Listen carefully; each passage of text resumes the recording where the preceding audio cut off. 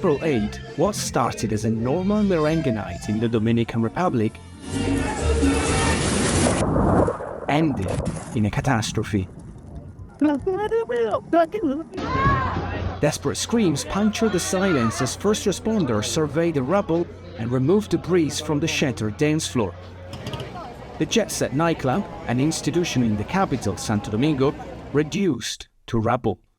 The club's collapse, among the deadliest building collapses this century, left at least 235 people dead, including 17 US citizens, dozens injured, and hundreds of families seeking answers.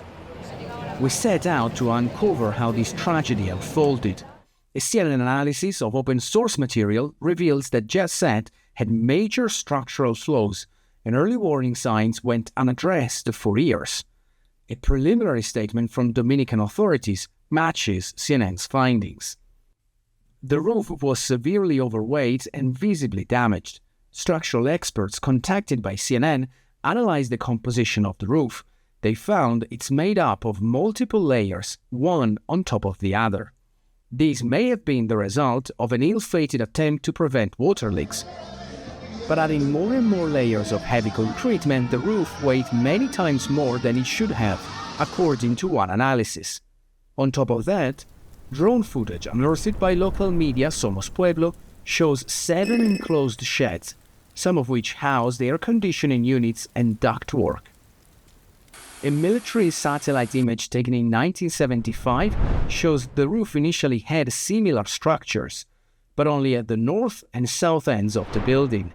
Additional imagery shows that in the years since, more structures, along with air conditioning units and water tanks, were added, piling even more weight on the roof, around its center and the south end.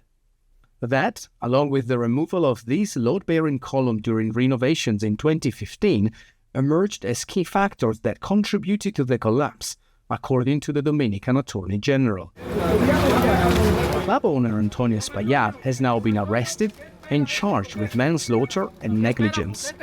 He admitted the building suffered from constant water leaks and that he replaced the ceiling tiles on a regular basis. Sí, siempre comprábamos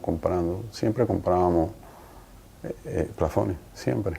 El mismo día de la actividad cambiaron plafones. Despite this, Espaillat said he never had the roof properly assessed. Dominican authorities visited the building at least 4 times over the past 3 years. Fire inspectors after flames damaged the generator room in 2023, and the Environment Ministry officials because of noise complaints from the club's neighbors. And yet, the fragility of the roof was never flagged as a potential risk. Dominican authorities have accused Espaillat of putting his profit ahead of the safety of the workers and customers at the club, and the case is going to trial. We repeatedly requested an interview with him before his arrest, but he wouldn't reply. The Dominican Minister of Housing has announced a review of the country's construction laws to prevent a similar tragedy from ever happening again. For CNN, this is Stefano Pozzebon.